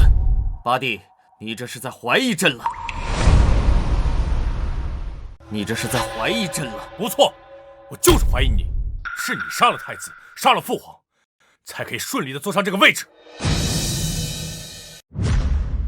八皇子说的有道理，太子已死，剩下的皇子中，继位遗诏最合适的人选应该是叶云才对。大胆！先帝遗诏，白纸黑字，天意如此。叶无忌，你难道不识字吗？竟敢质疑先帝遗诏，来人，给我拿下！陛下，八皇子公然质疑先帝遗诏，若不惩戒一二，恐怕难以服众。轩儿，你要记住，要想成就一番霸业，就必须要狠，要比所有皇子都狠。只有这样，才能登上这皇位，才能坐得稳，坐得久。先帝遗诏不容置疑，八殿下叶无忌公然质疑先帝遗诏，有辱先帝，为表惩戒，当废除皇室身份，贬为庶民，流放北疆。还有你们其他人，若是也同他一样质疑先帝遗诏，一并处置。你就不怕九弟回来收拾你吗？我现在是皇帝了，就算他回来了又能怎样？他又能奈我何呀？要说收拾，也应该是我收拾他。二哥，今日不见，你好大的威风！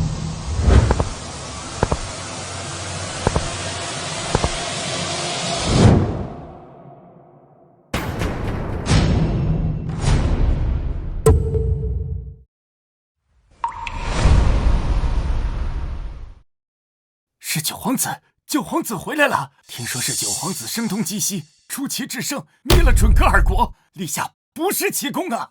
九弟，你回来了。是巧合吗？他怎么偏偏在这个时候回来呀？九弟，你这话说的就不对了。如今朕已是皇帝，朕的话便是南国的天理，便是浩荡皇威。如今朕的话，谁敢不听？哪个敢不从啊？好一个天理，好一个浩荡皇威！我不在这段日子，南国的天就变成这个样子了吗？云儿，既然你二哥轩儿已经登基为帝，那这南国自然就是要听他的。如果你连这个道理都不懂的话，可是可以治你一个忤逆帝命之罪。娘不是最疼爱我了吗？肯定不忍心让二哥治我的罪吧？闭嘴！你不配叫我娘，你算什么？不过是个不学无术的纨绔，养在身边都嫌丢人现眼。只有轩儿才是我的亲生儿子。奇怪，为何臣之对叶云突然态度大变呢？难道真的如八皇子所说，陛下真的是被他们……母后，你跟他讲这么多废话干什么？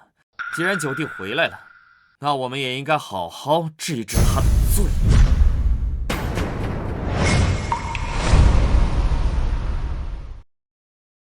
那你说我有什么罪？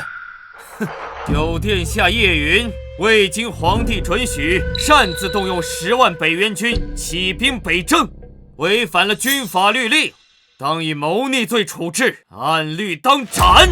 我若不灭了这个准噶尔国，届时他们三国大军压境，你守得住南国的国门吗？一码归一码，他们若是真攻进来了，朕自有办法应对。办法？是割15座城池，还是30座呀？你大胆叶云，你是在质疑陛下的能力不成？看不出来吗？你叶云这是疯了吗？一回来便疯狂挑衅二皇子，二皇子如今可是皇帝呀！陛下，叶云以下犯上，忤逆皇威，目无朝纲，这必须得严惩，以儆效尤啊！必须严惩。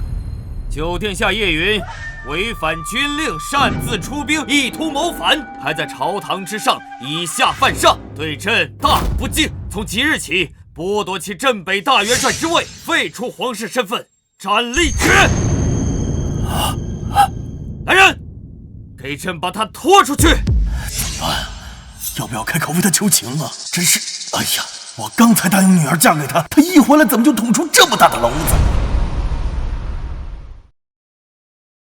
哎，罢了，他是我的未来女婿，我不能见死不救。你还不敢动我啊？叶云呀，先帝在的时候，你可以仗着先帝的宠幸说这样的话，不把我们二人放在眼里。可是如今你还看不清局面吗？轩儿是新帝，他随便一句话就可以治你万劫不复。不错呀，难道你还能让父皇活过来不成？确实可以。死人怎么可能复活？看来是陛下的死对九皇子的打击太大了，让他这里出现了问题。好啊，你若是能让父皇活过来，那我这个皇位给你做做也可以呀。好啊，逆子，朕的这个位置坐的还算舒坦吗？父皇，这怎么？逆子，朕的这个位置，你坐的还算舒坦吗？陛下不是已经死了吗？为何会出现在这里啊？陛下，真的是你吗？大哥，你们还活着？哼！父皇，慌什么？可父皇他没死啊！眼见就一定会是真的吗？你父皇和你大哥已经死了，这是毋庸置疑的事实。眼前这两个人就是冒牌货。确实有一些武道高手擅长易容之术，他们一定是假冒的。你个逆子，还不快给朕滚下来！大胆逆贼，胆敢冒充先皇！张玄，给朕把他的面皮扒下来！逆子，你敢？你问我敢不敢？张玄，张玄，你跟了朕这么多年，怎么连朕的样子认不出来了吗？张玄，你还愣着干嘛？赶快动手啊！陛下，这两个人有99%的概率是假的，可臣不敢赌那1%。卫兵，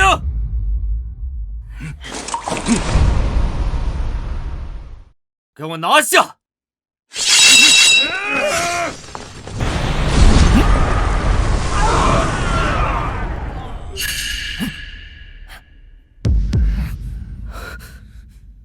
逆子，你要造反吗？想造反的是你们！冒充先皇，朕要诛你们9族！父皇，燕子，你父皇，这究竟怎么回事？这两人到底是真是假？二哥，没用的，有我在，动不了他们。哼，叶云，我知道你之前在藏拙，但你的武功再厉害，能敌得过军队吗？我告诉你，城内的5万禁军正在赶来的路上，等他们到了，你们谁也跑不了。可这5万禁军赶来之前，我就能要了你的命。张玄，朕如今是皇帝，你身为护龙国第一高手，有义务保护朕。陛下，臣誓死保护你。叶云，你再厉害，有张玄保护朕，你伤得了朕吗？等城内的5万禁军赶来，就是你们的死期。他似乎还不知道，之前我被这小子揍得有多惨。二哥，你以为就你有军队啊？叶云，你什么意思？不好，难道……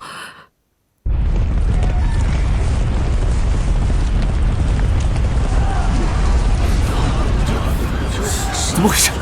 啊！陛下，不好了！10万北元军正直奔京城而来。什么？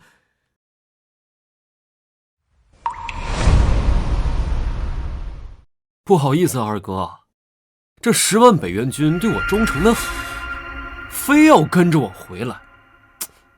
北元军，一骑当十，战力无双。九皇子就是凭借着10万北元军，前不久一举扫灭了准噶尔国。竟然把10万北元军带了回来，他想要干什么？叶云，你这是要造反？不，我要清君侧，奉天靖难。你凭什么这么做？凭什么？就凭你的皇位来路不正，你是弑兄弑父才走上这个位置的。我说的对吗？胡说八道！你有什么证据？不错，叶云，你可不要血口喷人。证据？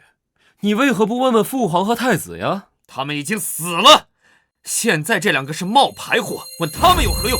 飒飒西风，满院栽，蕊寒香冷蝶难来。他年我若为清帝，暴雨桃花一处开。这是太子所创的诗句啊！公子世无双，陌上人如玉。公子气质神态是伪装不出来的，他真的是太子，太子还活着。太子，这究竟是怎么回事啊？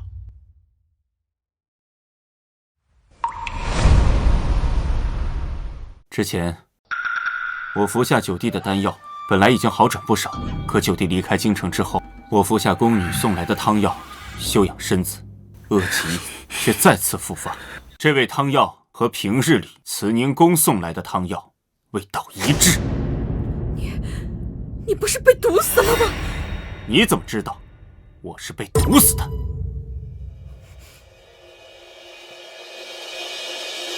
没错，我是已经被毒死。可就在我咽下最后一口气，白布过尸的时候，九弟的手下送来续命仙丹，帮我续上了一口气。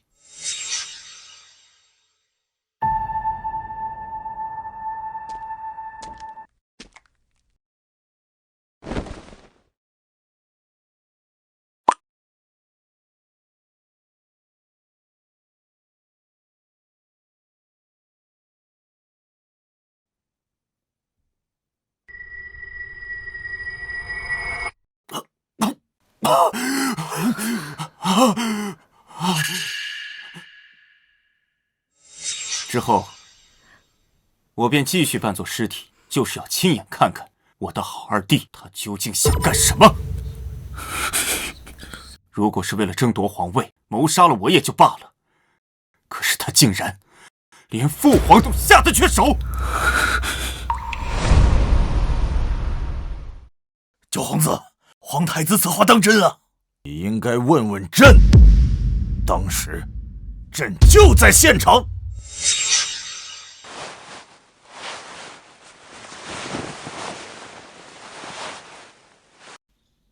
好了，都下去吧。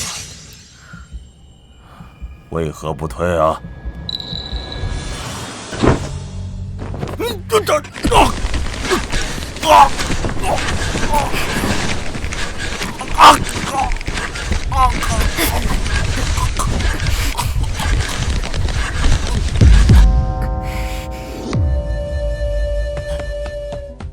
陛下，陛下！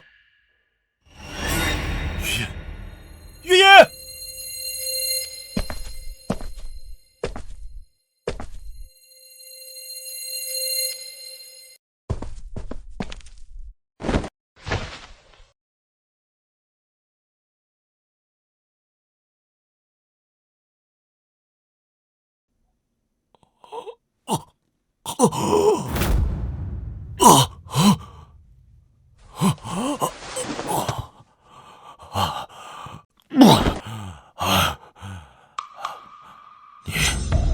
你是何人？陛下，在下听雨楼花魁奉九皇子之命前来保护陛下。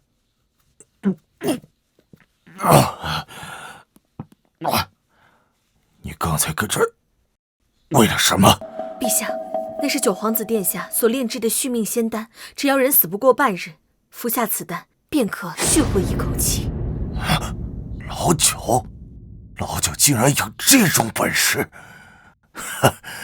不愧是朕的儿子，朕的儿子就该如此。陛下，这是假死丹，只要服下此丹，您便可继续装作尸体。待您再次醒来，便可知道想害死你之人究竟是谁。这也是老九的意思。是。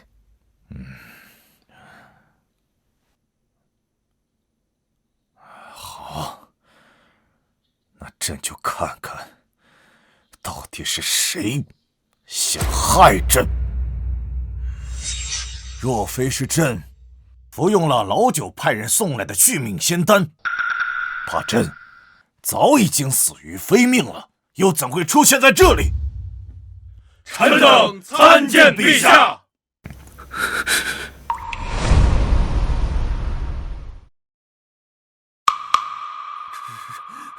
他不是冒牌货，他真是父皇，是也运用续命仙丹将父皇救了回来。娘，现在咱们该怎么办啊？活死人受白骨，他怎么可能会有这样的单刀造诣？陛下，九皇子会派人来接应您，难道九皇子早知道您会遇害吗？我不知道陛下会不会遇害，我只猜，在我外出的时候，他们会不会按耐不住，做出什么事情？很显然，我猜对了。好可怕的计谋，这一切都在他的计算之中。个逆子，还不快给朕滚下来！父皇，你个逆子啊！你忘了吗？朕当初是如何教导你的？朕给你的才是你的，朕不给你，不能抢。父皇，父皇饶命！父皇，儿臣都是受了母后的蒙蔽和指使，这才做出此等大逆不道的事情来啊！陛下，都是臣妾的错，你要怪就怪臣妾吧，与轩儿无关，你放了轩儿吧！好你个陈芝啊！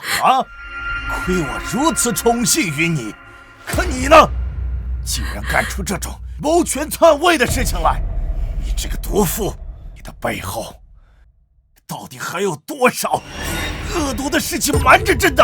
陈芝，那么多莫名死去的皇子，也出自你的手笔吧？你为了让你儿子上位，不择手段，费尽心思，害死了那么多优秀的皇子，我娘也是被你所害。好啊，朕说自己的儿子好端端的，都莫名其妙的死了。原来是你这个毒妇干的，甚至连朕的皇后啊，你都敢下手！来人，把皇贵妃和二皇子拖下去，直接砍了！饶命，父皇！饶命，父皇！饶命啊！父皇！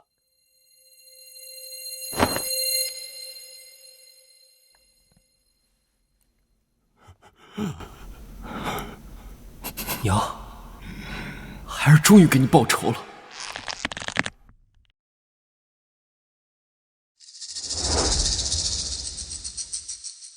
参见陛下！吾皇万岁万岁万万岁！好，都起来吧。谢陛下。老九，你灭了准噶尔国，为我南国立下不世之功，封一字并肩王，可与朕平起平坐。以后见了朕，无需行礼。谢父皇。爹爹，这一字并肩王是南国最高的爵位了吧？对呀，叶云怕不是南国史上最年轻的一字并肩王啊！没错呀，没想到叶云这小子装疯卖傻这么多年，竟然是一条隐龙，如今锋芒毕露，必有横扫八国之势啊！陛下，陛下，喜讯，喜讯啊！陛下，陛下，李公公，有什么喜讯呢？启禀陛下，大魏和鲜卑妥协了，自此以后，我南国和他们一样，可以在西域丝路驻兵了。好，这帮蛮夷最终还是欺软怕硬，如今知道我南国出了个叶云，他们最终还是害怕呀！啊，云儿，你说的对，对付这帮蛮夷最直接有效的方法就是以武镇之。他们不是不服吗？就打到他们服；他们不怕，就打到他们怕。只要我们够硬，他们就软了，利益自然就放出来了，就不敢再冒犯咱们了。哼，好啊，有了西域丝绸路的驻兵权，商路一通，我南国便可大肆发展经济，不出20年，便可缔造一个前所未有的南国盛世，万国来朝。恭喜陛下！恭喜陛下！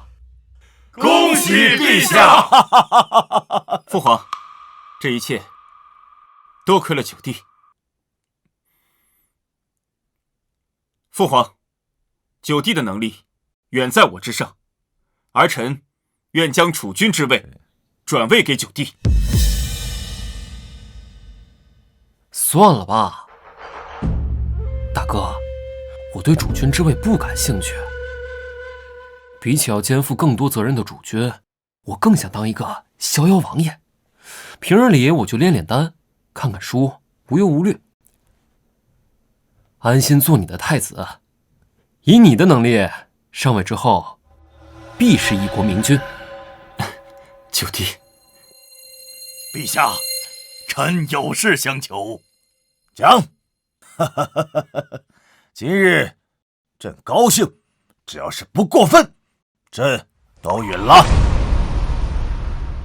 朕都允了。谢陛下。臣恳请臣之小女徐之雪与九皇子叶云，3日之后则良辰吉时成婚。爹爹，徐爱卿，你是怕这个金龟婿跑了吧？臣只是想，如今咱们南国已经渡过了难关，那何不喜上加喜呢？这样啊，何况陛下，难道您不想早点抱上孙子吗？我看是你自己想吧，啊？好，既然如此，云儿、徐之雪，你们便3日后成婚吧，为我皇室开枝散叶。谢父皇。谢陛下。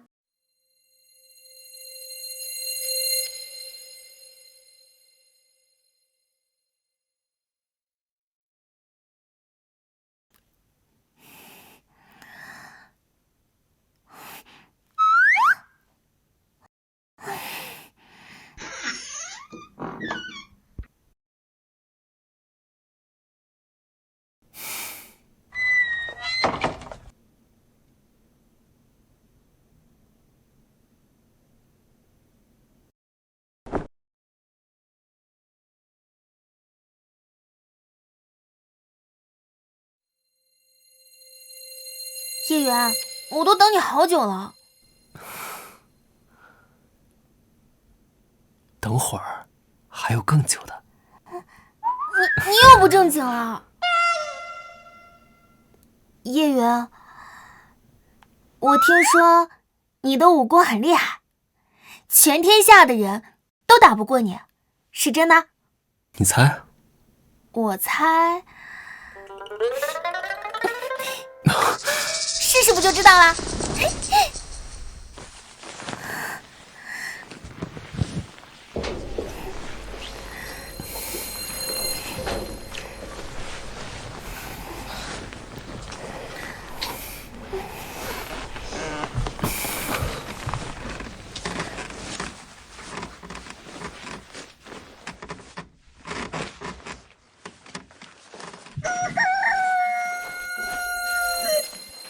呀，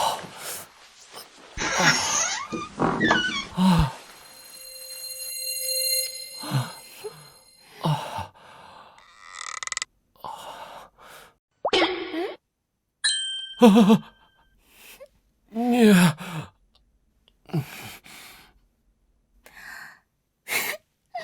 什么天下第一，还不是扶墙而出？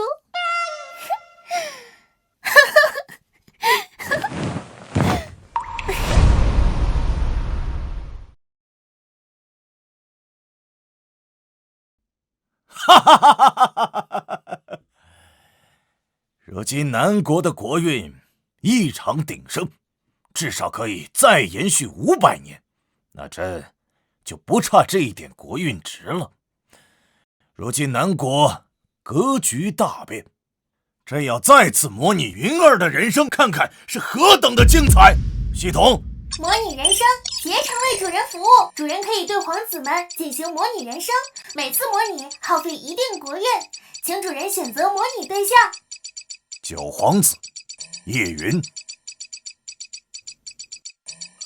模拟对象九皇子叶云，耗费国运20年。